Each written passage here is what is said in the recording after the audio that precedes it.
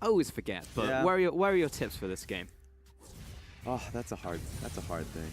You know what? I would just go. We're cheating a little bit because we've seen the draft already, but Yeah, I would say Suning, but Suning? yeah, but that's just. It's hard.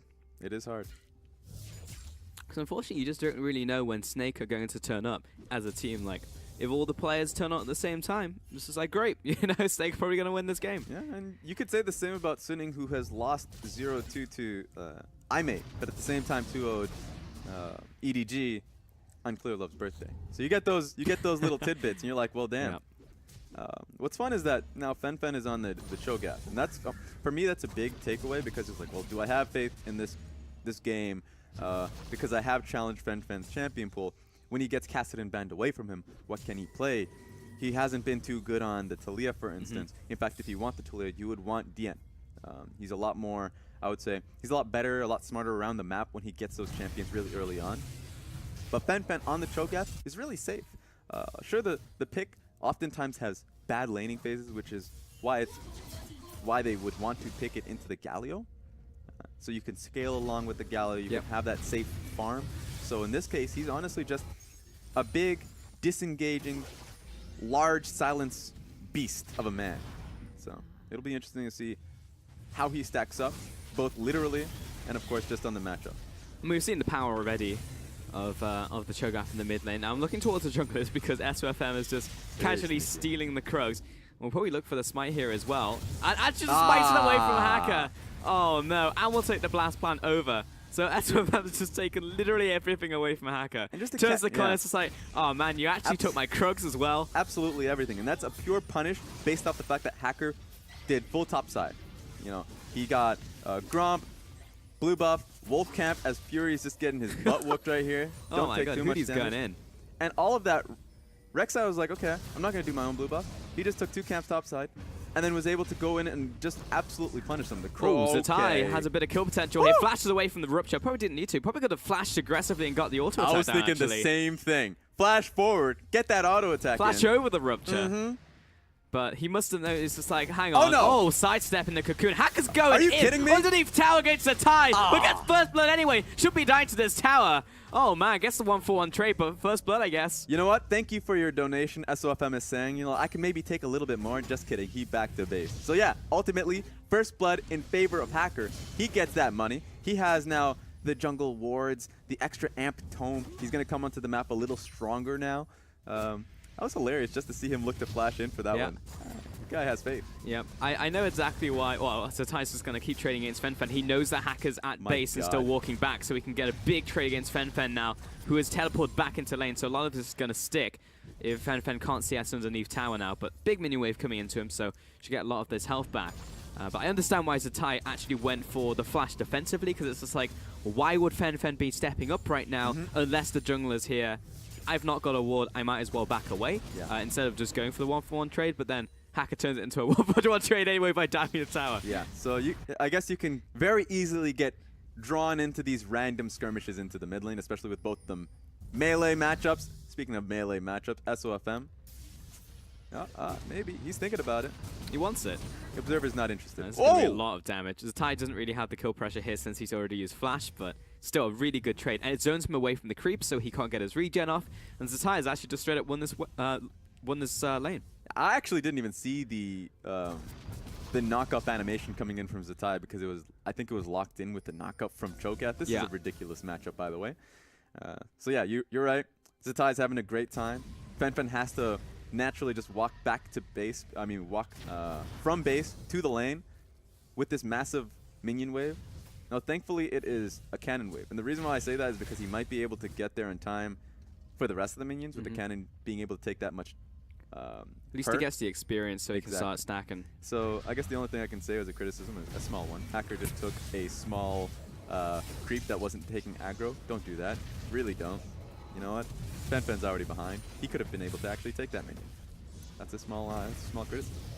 And even as a smaller one, he just lost Crux while that was happening.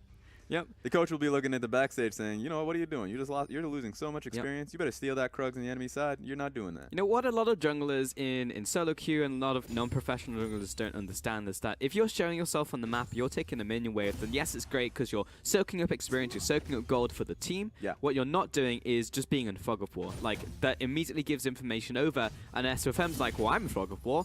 I'll just go to your Krugs, take your Krugs away, and now you've got no jungle. Especially when both of these junglers have completely different focuses. Elise is such a strong early game jungler that wants to be in fog of war as long as possible because she wants to be able to threaten ganks, get the ganks off, and get the lanes ahead. She descales as the game goes along, unless of course she turns into a pure pick role. Rek'Sai, he farms up. He wants to farm. He wants to counter jungle you. If you give him the excuse to be able to get that done, it's up to Hacker to find those opportunities and to weigh the odds here. And that last odds of being able to soak up the wave, he didn't have to do that because the wave was actually decent enough for Cho'Gath to come back in. So he actually lost a lot on something he didn't need to do. If he needed to hold the wave because it was not a cannon wave, it was just going to die to turret, that's fine. He actually gets the minion wave, he gets the experience. But in that case, he got nothing off of it. Just kind of back and forth trades in this early game, Raz. And, you know, once we get to late game, we're always looking at Crystal on the cogwheel, obviously, but you're also looking towards Xiao in the top lane on Jax. Like, this is kind of an answer. Like, it's not a direct answer, but it is something that's going to be in side lane, pulling Shen away, and something that Snake has to respond to. And if it does get a kill here and there, if it does start to farm, once it gets to like 2-3 items, Snake are going to have to send maybe even more, one person to deal with Xiao in the late game. Yeah, they do. And with that being said, you need to get to that point. And I think SOFM is getting to the point where he's doing well to be able to help topside out. He doesn't have to do it now because Shen has a pretty good first few levels, like first 5 levels up against Jax. Yep. Jax needs to get like the Sheen and Phage components to be able to actually trade up against Shen, who has pretty strong, I would say, abilities, especially being able to dodge out an attacks with his W, with that barrier. Has the shield, Q, empowered Q, has good sustained damage. So once Jax can start to get that damage, to get that build, he can start winning out the one-on-one. But it's up to Elise to actually impact very early. SOFM's going to catch Hacker in the jungle, turns around, hits the cocoon, gets a bit of damage down, but ultimately SOFM has tracked his enemy jungler, and Hacker, he'll get his, what I actually think is his first Krug camp of the game. Thank the Lord. Actually think he lost so many camps, lost blue buff, lost the last Krugs. Lost his red buff at the start. He's unhappy.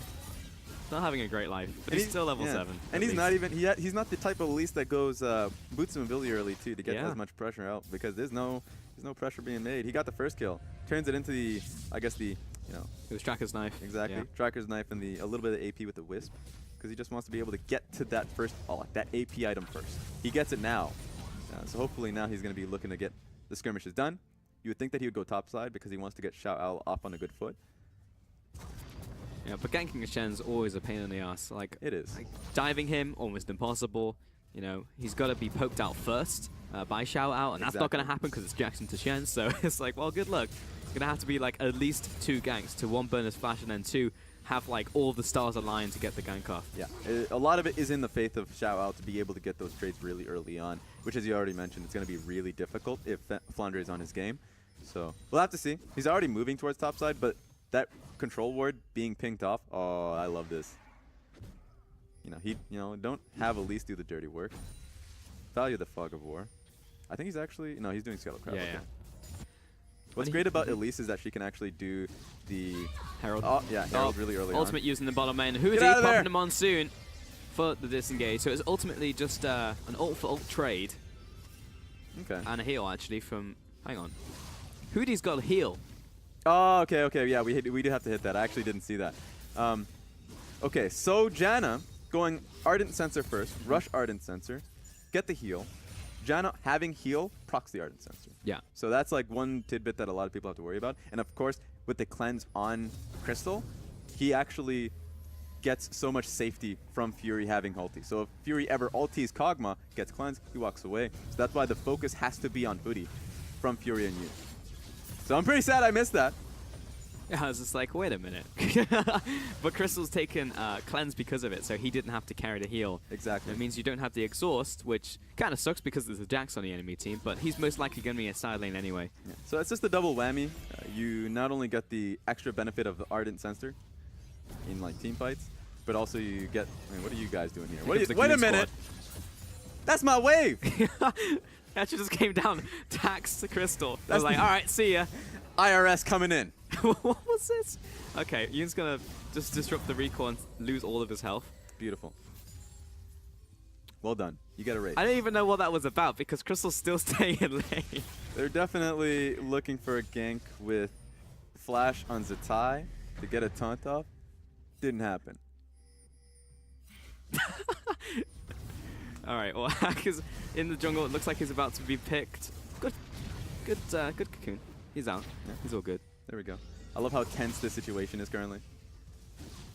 Crystal's still staying in lane. He's completely out of mana, but he's able to just like CS underneath tower. Yeah, so it's good for Fury and Yoon to keep them in lane right now. Just because, of course, Crystal has no mana. He's going to get pressured by Elise, and you would want the Ashe-Elise combination really to just get on top of Crystal. Even if he cleanses one, he won't be able to cleanse the next one. Yeah. So it's the follow-up stun that matters. Jax is just heading into the jungle now. And probably just getting a ward down on red, it looks like. To try and set up for a potential... No, he's just going to take it. Okay. I want to see Jax taking the red buff. That's what I want to see. That's what right I want now. to see. Here we go. He's warded over the wall. What? Vladre? Oh, he There we stopped go. the blast cone. Okay, she's just fucking a flash Get the him. wall. Vladre's still coming though. Flash is on top of Shout Out without the shadow dash, and Zatai's still coming. He'll flash after. Dodge out of the counter strike, and that was really well played by Zatai. S2FM wanted that kill. You saw him hunting for it. That was really well played. And the funny thing about that, Flandre flashed so he can get the small little bit of slow from the shield, the sword coming back for him. So he didn't have the shadow dash because he used it to go over the wall, but he wanted anything he could just to get down Shout Out. Well done. And it's going to be, let's see. Who got the, yeah, it was Zatai that ended up getting that red buff. Yes, it was. So buff transfer complete. Of course, SOFM's not going to be super happy about that because he values everything, whether it's his red, their Krugs, our Krugs. Like, it's all mine. How do you know, man? This guy could be a team player. I've seen some changes in the man. That's true. I've seen some inventive builds on his supportive junglers. All for the greater good. All for the greater good. All for the greater good. It may not come out well, but the intent is all that matters. Like, I understand SOFM because it's kind of like passive-aggressive item building, because when I play with Frost and she's like, go in, and I'm like, Balamurgon. It's just like, all right, I'm going to purchase Boots of Mobility, or I'm going to purchase Boots of Swiftness, and I'm going in. It's like, that's a horrible purchase. Like, you told me to go in. So I fully understand SOFM right here is to say, you told me to be a support. Ardent Sensor, a Fiend's Unholy Grail. And in this case, you go for it, and you always have to give them that look, the elongated look, just so it's you like, know there's I'm a being meaning supportive behind and just doing what you told me. That being said, They're probably just going to shove this tower in. I'm not going to get the dive off. You can see the positioning of Yoon right there was not like, I'm going to go behind the Shen right here. oh, they're using it on the bottom side of the map to see if they can stun somebody. But it's been seen on the ward, so it should not stun anyone. But yeah, they should definitely be able to catch that one. So it doesn't get a stun on Crystal, so it doesn't really speed up their push at all, but they're fast enough, all right? That's all that really matters. And what I love about Yoon on Tahm Kench, this is not the first time he's done this. Go for that instant swap. Some would call it random swap, but he does it just because once you hit 6, you're going to be much faster in tempo back to the lane naturally, just because you're going to have to use your ulti in one way or another. And it works out for them. Why? Just because they're able to come back into these lanes, have the faster push. They might even stop them from basing. Oh. So close. So close. If only that arrow had landed. Yeah, probably. Yeah, I definitely feel like the arrow should have been where you'd be stepping up to auto-attack the tower instead of like them backing away. Yeah, Unless he was predicting them to back away from the tower, but it's going through mid lane. So Agreed. they're going to see the arrow going down to bottom lane anyway. You have to hope that he threw the arrow once he was glancing over at the tower instead of just using the arrow on the minimap. Yeah. That could have also could have been a that minimap option. arrow, yeah. Yeah, it could have been a thing that happened. Oh, the gold! Hoodie, get Hoodie more! gold. Oh, it's mana. No one wants that. You didn't use much mana, but he's going to get it anyways. Of course he I'll is. take it. Still like, what, 8% or something? Yeah. It's crazy. Insane. Gold? No gold for Hoodie. He's a mad Hoodie man. gold is very, it's so nutty. Like, You look at relic shield users, and it's so important for them to get those cannon minions because as a source of income, that's like most of your income as a support. Yep. So you got to get those cannon minions, but you get 40 from coin. Coin That is feels so good. Here's the thing about this. Coin is ridiculous, and it's also great for Janna because Janna is the most non-interactive champion in the game. And what does that mean? Well, she's A, gonna get so much gold off the coin because she's strong in lane, gonna have to push up, she's gonna get the coin. B, that also means that she can go into gold pretend rune pages. Yep. Because she doesn't need the extra armor, you're not gonna hit her. So she's a very rich champion. I can only assume that Hoodie has gold pretend runes on. I mean, you'd think so because he's already picked up the Ardent Sensor and has gone into Nomad's medallion as well. So he's actually, yeah, he's very rich right now. Yeah. You know what? I actually don't even think he should have gone Nomad's medallion. I think he stunted his Ardent Sensor purchase by going Nomad medallion very early on. That's a small criticism, but it happened. If you ask Five is going to be like, why'd you do that? You spent gold on something that. Well, that gold feels so. It's just it's like popcorn, right? Yeah. You're like, or going for another fry. It's just like it just feels so good, you know, Feels getting good. another 40 gold. It does feel good. Even though in terms of gold income, it's probably inefficient. I actually don't know the numbers on that one, so I'm just gonna trust that Hoodie knows. Oh, he knows. No, he doesn't. Here's what's great about this current play. Okay, yeah, he has to use it here. A lot of people would be like, why is he using it here? Well, the Observer just showcased the fact that SOFM was just running out on it. So he had to use it at some point. This might not even, like, that means that they didn't really prep this at all. So this could be very bad for Snake, that they're moving in on this and without no preparation. They were all standing still as well, so they couldn't even sit. There was a lot of healing going down, but it was not enough to save Hoodie's life. Zatai turning this one around, though. Hacker will drop. Teleport coming down. And Flandre flash over the wall, but Fury will flash away from the Shadow Flash Dash. Oh! In comes Herald, and we actually get the siege off in the end. It was messy, but it worked out. Yeah, end of the day, it still works out well. It could have been really bad for Snake. They didn't have the initial planning. They're like, all right, we have this Herald. Let's throw it out there. It's starting to run out, and let's just run down the mid lane. SNG Gaming were waiting for it. SNG Gaming got the initial pick off on Hoodie. He couldn't even use his Janna Monsoon. But then guess what? SOFM just has so many minions on himself. He's a pretty rich man himself. He's pretty beefy. He's going to be able to destroy you. Hacker at this point, very squishy as a champion. So he just gets bursted down. It's almost like he hasn't got any gold from the early game because we all went over to SOFM.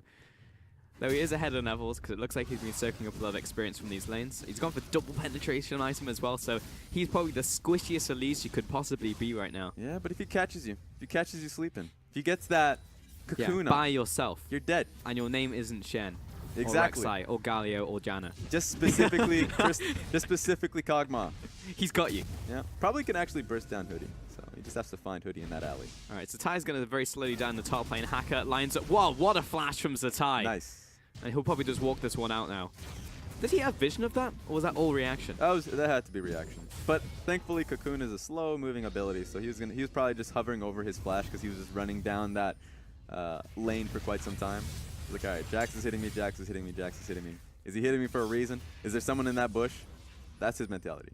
Because Jax wouldn't continue to chase unless if he just wanted him to base, if he thought there was a real chance of killing him.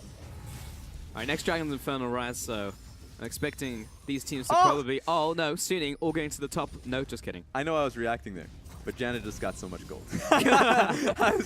That's my reaction to Janna cashing out. But yeah, they went topside randomly. You know what? Crystal and Flandre, they just find this round. The reason why this worked so well for Snake, because that should have been contested by SNG Gaming with Enchanted Crystal Arrow on Fury. Fan's pretty big. Sure, he doesn't have ulti, but he's still Cho'Gath. Should have contested it. They just didn't see it coming. So it was good from Snake to catch him sleeping with Flandre and Crystal just doing it solo. I guess duo. I was a little bit confused though because everyone from Suning was pathing towards the top side, and I was just like, oh yeah, we're going to make a push play onto top lane, trade tower for Dragon, and they just went back mid lane and then lost Dragon. Yeah, their eyes were probably on Galio. They were like, maybe he can get Zatai. No, we can't. Nope. So just losing that Infernal Dragon right there. Next one's going to be Ocean, so not as quite as hype as the first two Dragons. Though, Suning Gaming, watch waiting yourself. for the arrow, but they reveal themselves and give Crystal a chance to dodge. You know what? They weren't even thinking either, because even if that hit, what do you get? Cleanse. That's what. At least you get cleanse. They didn't even get cleanse. Yeah. At least, okay, I still like that play, right? You burn out cleanse, especially since you're so close to Kog'Maw. You're behind that terrain. It was well planned. It was just you're using your Asher Enchanted Crystal Arrow on Why step out? You know what? Why telegraph it? it's like a boss fight, and it's just like, I'm bringing down a hammer, and then 2 seconds later, comes in with his big smash attack, and it's just like, well, thanks for that. You just, I mean, yes, it's good game design, but like that's not how you try and kill someone in League of Legends. And it's like any anime, since I know you're a master of the subject, where you're just coming out, Ash Arrow attack! And you're like, well, I heard you say it. So I guess I'll just sidestep. There we go. And we're good. Good job, Crystal. I can't believe that volley hit, but it doesn't matter. He's going to get shielded. And Fury will lose all his health. Cogmon's getting pretty big, guys. That's what I've just discovered. Yep. And the funny thing about it, I know that Ning understood this one when he was going up against the Kog'Maw himself. Kog'Maw does a lot of damage really early on. 20 minutes into the game, maybe even, let's say, 15 minutes into the game, does a lot of damage. All he has is Blade of the Rune King at that time, and he gets an Ardent Sensor from Janna. That's a lot that you just don't expect. Because right now, Hoodie is just going to stand beside Crystal at all points of this game. Unless, of course, if he's looking to get down wards with SOFM. Right now, his job, stand by Crystal, stand by Rek'Sai. Stand by Rek'Sai as little time as possible, because that then eats time from you standing beside Crystal. There we have it. That's his life for the next, let's say, possibly 20 minutes. Yep. I'm looking towards that bottom lane as well, the Shout Out versus Flandre matchup, because Jax, you know, he's getting there, but he definitely needs those 2 items. Because while he has Triforce and it's a nice spike, Flandre has actually just ruined his day, because he's just gone full armor, has the Sunfire Cape, Bramble Vest, and Warden's Mail, and that pretty much just, oh, okay. Crystal, we'll see that one coming as well. Yeah, you almost got his cleanse this time. Almost. Throw it at the Janna next time. So you're right about the bottom lane point about Flandre just being a beast, and that is in part due to 7.14. Thank you very much. Thanks, tank items. Yeah. Just because every one of those items, you're like, well, that's a standard item, except for that Bramble Vest, which honestly looks like a Legion of Doom jacket. So it's one of those moments that it looks crazy, and every single time he gets the auto attack across, you're like, well, I've just, you know what? I can't sustain anymore. Just losing, because it's such an efficient item at 900 gold. You get like 35 armor really early on off that point. So Flandre is set, just sitting underneath that tower. He doesn't have to worry about the trade up until he really gets Titanic Hydra. So that's why a lot of the Jax players recently, they'll try to, you have to be a little bit more creative, because at this point you're just looking towards trying to get the tower itself. And if you're trying to get the kill, well, now you actually need Hacker. You need a second person to walk over and help you out in doing so. And if you do that, especially 23 minutes into the game, Baron is a major objective that you cannot send 2 members on the opposite side of the map for. But for now, the brick wall is still holding. Shen's still good. That's true. And he's completed full mail as well, so have fun with that one, Shout Out. I actually wonder who would... not who would win, but whether Flandre can just still sit there against Shout Out once he completes Titanic Hydra if he's 2 items. Yeah, he can sit there. Especially since he's if he's underneath this tower, he's just going to be playing it safe. Yes. He can, and he will. So it's going to be up for Shout Out. He's probably just going to start building tank. He just finished his Titanic. He should start building a Randuin's Omen, some armor item. Maybe, I know what's efficient is Gargoyle Stoneplate. Just so he can start joining team fights. He should, you usually see Jax start becoming team fight presence and saying, okay, well, Flandre is not on this side of the map. I can come in, get a stun off, and then we can get something going while Flandre is trying to channel his ulti or trying to channel TP into the fight. And so you come off as a numbers advantage. But then you're like, well, maybe we shouldn't be picking Jax. So I want to see what his mentality here, if he still sticks to the side lane. It's a good subject to talk about, Raz, because he just completed his Titanic Hydra, so we get to see that one in action. I'm also looking towards Fanfen because he's finished up his Gargoyles Stoneplate. This is my favorite build as Cho'Gath. Pop the Gargoyles, hit the R button, absolutely demolish someone. Scumbag. Absolutely love it. And you can do it on 1 item as well. You can be like, Righteous Glory, perfect. I can get on top of them. Gargoyle Stoneplate, now I do 6 billion true damage to you. Yeah. Have fun with that. And he's getting the Fire Hose too. He's getting that Fire Hose build, the GLP. Just give you a slow spray. And afterwards, I know that we saw Warmogs coming out of Icon. Yep. So you just get so much HP. You double it with Gargoyle Stoneplate, and you just, you mentioned it. You just ulti them. Yeah. And Peace has a pretty low cooldown as well. Yeah. And if you just let's say Fury uses his ulti on Crystal and gets 1 auto attack off, and then you just pop start Gargoyle Stoneplate, flash ulti. You know what it feels the like? man is dead. It's just it's like melee Syndra. It's just like, oh yeah, he just hit R and then died. It's just like, great. Yeah. This is a great experience. And a lot of the mentality is, well, you know what? Just kite him out. You play around him. It's not too bad. And that's true. And then he pops Righteous Glory and Flash, and then he's already on top of you. And then suddenly it's untrue. so it's I know that a few junglers out there, like Ning is a good example of a jungler that thinks that Cho'Gath is not that OP, right? He's like, you know. He just doesn't like it in jungle. Yeah, well, exactly, as a jungler. And because he doesn't output pressure early on. Right now it's Fen in the mid lane. And you can still say it holds true mid lane because it doesn't have that outright pressure early on. Icon picked it into a Karma. And so he had a really rough time in the early game, but it's when you scale up. It's when you become a beast. And a lot of the times, if you have that primary engage in an Ashe ulti.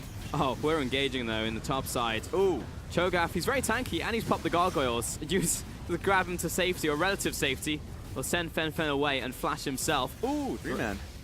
Pops the arrow. Crystal's going to cleanse out of that one. Maybe didn't have to, but just in case, Zuni decides to re-engage. Thankfully, at this point in time, well, Snake are actually just going to go straight towards Baron. But that's cleanse off of Crystal, so anyone who can jump onto him can make it stick.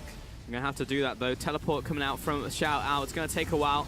In comes the initiate by Flandre. SS Sofm gets the knockup, but tank meta, boys. No one's dying. No one's taking any damage. Let's go to Ty, though. Nice. Torn onto the backline. Shout Out jumps in and promptly jumps out again.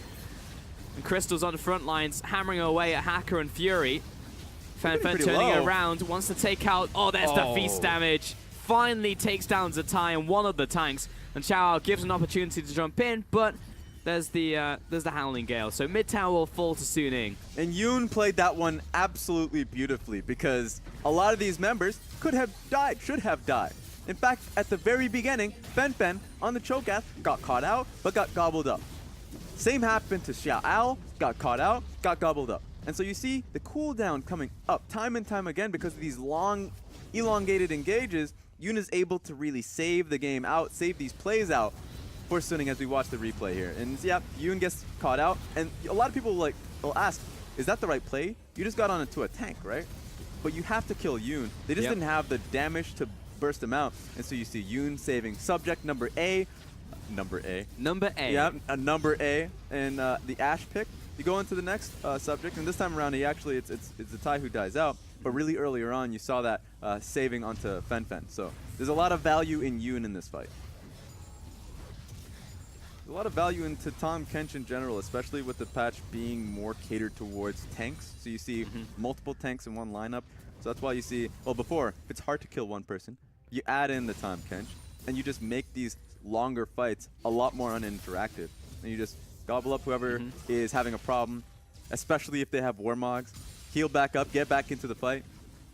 So much health to get through, man. Like, you've got to kill Tahm Kench, and then you've got to kill the front line. Yeah. And then you could hit Fury and Hack it. It's just like, okay.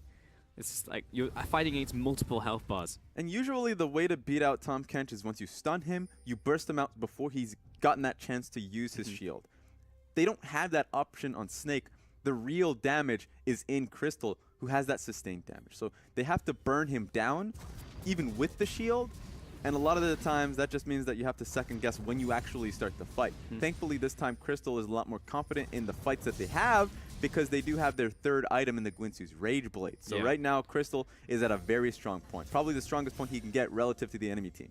And honestly, Crystal, he flashed forwards aggressive, and if he was like an inch further forwards, he probably would have killed 3 people, but they simply walked away from him in that one. Since they weren't CC'd, they could simply just, walk it off. But there is the opportunity for Crystal. It does mean he doesn't have flash now. You know what that means? What's that, the back of his head.